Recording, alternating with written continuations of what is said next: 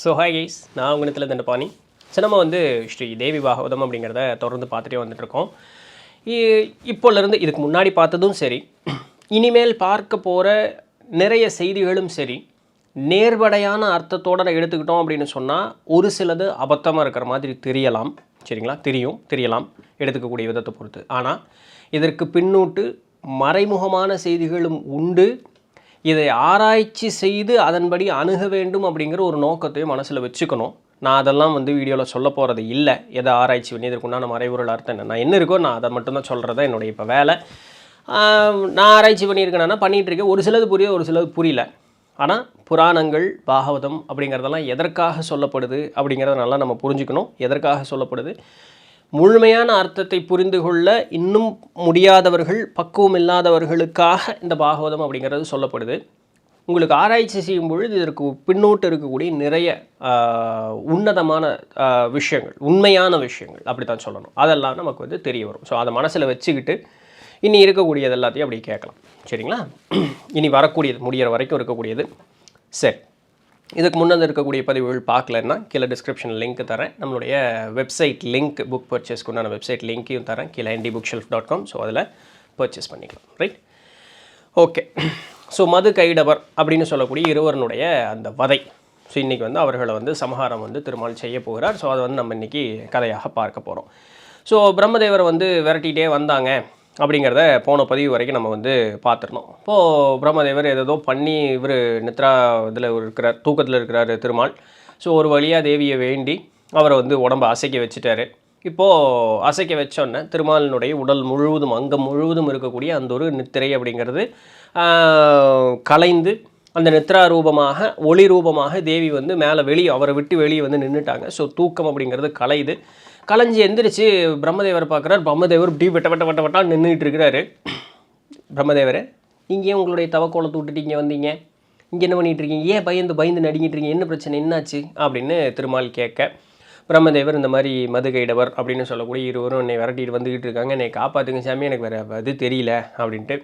இவ்வளோதானா, விடுங்க நான் பார்த்துக்கிறேன், டோன்ட் வரி, நான் இருக்கேன்ல, ஐல் டேக் கேர் அப்படிங்கிறாரு திருமால். கரெக்டாக அது பேசிகிட்டு இருக்க அந்த மது கைடவர் ரெண்டு பேரும் அந்த இடத்துக்கு வந்துடுறாங்க. வந்தோடனே அவங்க பேசுகிறாங்க பிரம்மாவை பார்த்து, ஏ பிரம்மா நான்முகனே பயந்தாங்கோழி, எங்கே ஓடுற நீ? உனக்கு வேறு போக்கடமே இல்லைன்னா எங்கே போனாலும் இங்கே வந்துடுவே நீ, உனக்கு வேறு இதே இல்லை பயந்தாங்கோழி, அந்த சண்டைக்கு இப்போ நிற்கிறியன்னா நில்லு, இல்லை நீ சாவணும், இல்லைன்னா எனக்கு அடிமை வேலை செய்யும், எங்கள் ரெண்டு பேர்த்துக்கும், இதை தவிர உனக்கு ஆப்ஷனே கிடையாது. சரியா? ஸோ இது ரெண்டில் ஏதாவது ஒரு முடிவு பண்ணிட்டு தான் வேலை அப்படின்ட்டு பிரம்மா என்னன்னா பண்ணுறது அப்படின்னு நிற்கிறாரு. திருமால் பார்க்குறாரு, இங்கே பாருங்க, அது மது கைடவர் இந்த மாதிரி இந்த நெறி தவறி மூர்க்கத்தனத்தோடு நிற்கக்கூடிய உங்களுடைய குணம் சரியில்லை. இந்த மாதிரி பிரம்மாவை பார்த்து அறைகூல் விடுவதும் சரியில்லை. உங்களுக்கு அவர் கூட பொருட்டு தான் ஆகணும்னா அவர் பங்கு நான் போரிடுறேன், உங்களை எளிமையில் நான் தோக்கடிக்கிறேன் அப்படின்ட்டு. உடனே அவங்க சொல்கிறாங்க, என்ன பிரம்மா, இந்த சோம்பேறி தூங்கு மூஞ்சிக்கிட்ட தான் கம்ப்ளைண்ட் பண்ணுறேன், நீ இந்தாலே ஒரு தூங்கு மூஞ்சி, இந்தாலே ஒரு தூங்கு மூஞ்சி, நீ இந்த ஆள்கிட்ட கம்ப்ளைண்ட் பண்ணுறியா? நீ என்ன திருமால உன்னை டிஃபீட் பண்ணிவிட்டு உங்கள் அண்ணன் முன்னாடியே முதல்ல உன் பையனை போட்டு தள்ளிட்டு பின்ன நான் உன்னை போட்டு தள்ளுறேன் பாரு, இப்போ என்ன சண்டைக்கு வரையா, வா பார்த்துக்கலாம், வாய் பாருங்க, அவ்வளோ வாய் பேசிட்டு திருமாலும் இறங்கிடுறாரு. இறங்கினோன்னா முதல்ல மது அவர் தான் அந்த அசுரன் தான் போய் சண்டைக்கு போகிறோம். ரெண்டு பேரும் துமுன்னு அப்படி எழுதியிருக்காங்க, நல்லா இருக்கு. துமுன்னு ஓடி இப்படி தொட்டால் இப்படி முட்டுனாங்க. முட்டி மல்யுத்தம் கட்டி புட்டுச்சு, பயங்கரமான மல்யுத்தம், நீண்ட நெடுங்காலம் அந்த மல்யுத்தம் நடக்குது. மது திருமாலை ஜெயிக்க முடியாது அப்படின்னு தெரிஞ்சுட்டு மது ஓடுனோன்னே திருப்பி கைடவன் திருமால் கூட அதே மாதிரி துமுன்னு ஓடி ரெண்டு பேரும் முத்துட்டே போர் நடக்குது. கைடவனும் ஓஞ்சு போய் திருமாலை ஜெயிக்க முடியாதுன்னு ஓடிடுறான். இப்போ மறுபடியும் மது இப்போது ரெண்டு பேரும் ஒரே நேரத்தில் அட்டாக் பண்ணுறது கிடையாது. திருமாலை ஒருத்தன் தான் அட்டாக் பண்ண, இன்னொரு ஆள் ரெஸ்ட் எடுத்துக்கிறான். இந்த ரெண்டு பேர்த்துக்கூடயே மாறி திருமால் சண்டை போட்டுக்கிட்டே இருக்கிறாரு. 5000 ஆண்டுகள் இப்படியே போயிடுச்சு. பிரம்மதேவர் பார்த்துக்கிட்டே இருக்கார். இது என்னடா அது வம்பா போச்சு, இவனுங்களோ தான் விருப்பப்பட்டால் தான் தான் சாகணும் அப்படிங்கிற ஒரு வார்த்தையும் வேறு வாங்கியிருக்கானுங்க. இவனுக்கு ரெண்டு பேரும் டயர்டே ஆகவே மாட்டேங்கிறானுங்க. ஏன்னா ஒருத்தன் சண்டை போடும்போது இன்னொருத்தர் ரெஸ்ட் எடுத்துடுறான், ரெண்டு பேரும் டயர்டே ஆக மாட்டேங்கிறாங்க. தவிர யாருனாலே அவனை கொல்ல முடியாது. ஆட்டோமேட்டிக்காக அவனுக்கு எனர்ஜி ரிப்ளனிஷ் ஆகிட்டே இருக்கும், அவனுக்கு திரும்ப எனர்ஜி கூடிகிட்டே இருக்கும். ஆனால் திருமாலும் அந்த பக்கம் பார்க்கும்போது அவர் ஒரு மாதிரி சோர்ந்து போயிட்டார். ஏன்னா எத்தனை தான் சண்டை போடுவார், அவரும் சோர்ந்து போயிட்டார். இது என்ன பண்ணுறதுன்னு தெரியலையேன்ட்டு இப்படி வானத்தை பார்க்குறாரு.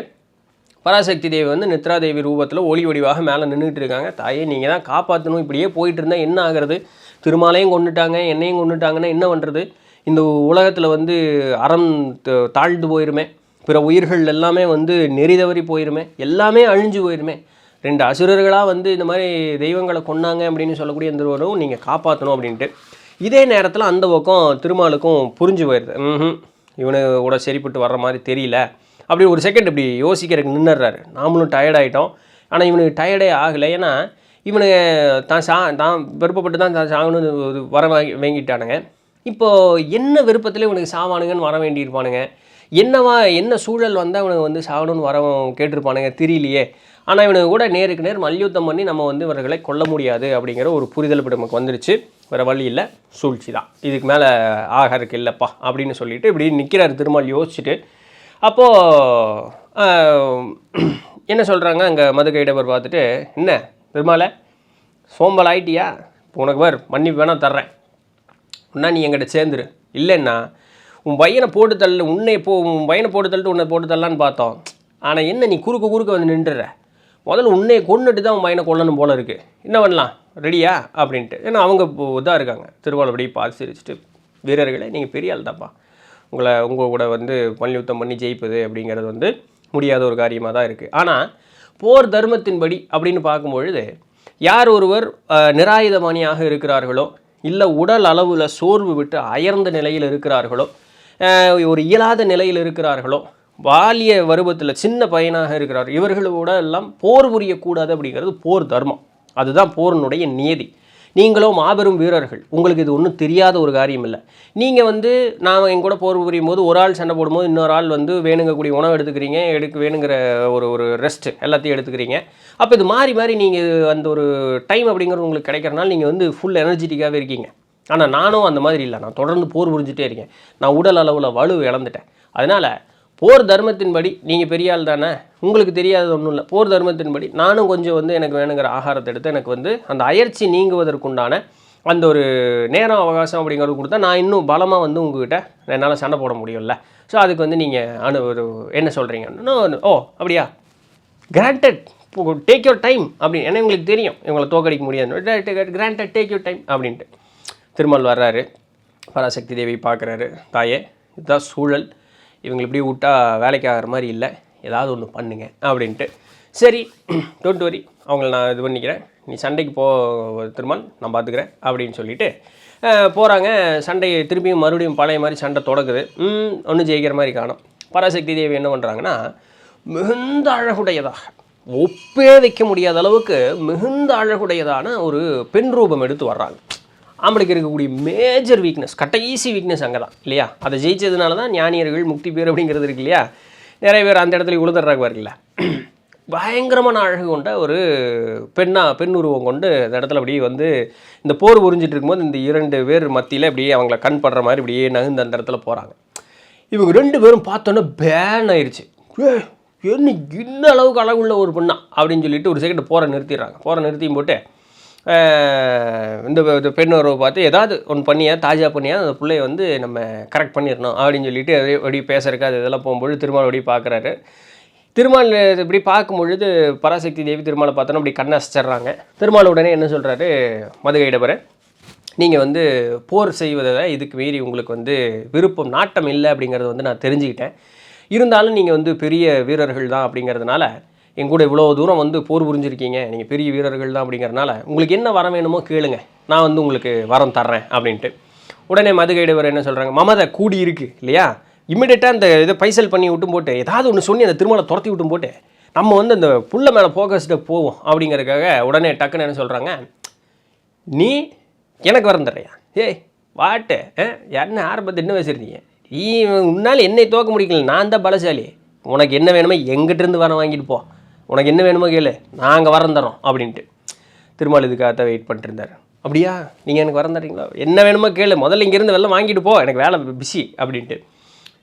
எங்கள் கையால் நீங்கள் 2 பேரும் சாகணும், இதுதான் என்னுடைய வரன்ட்டார்.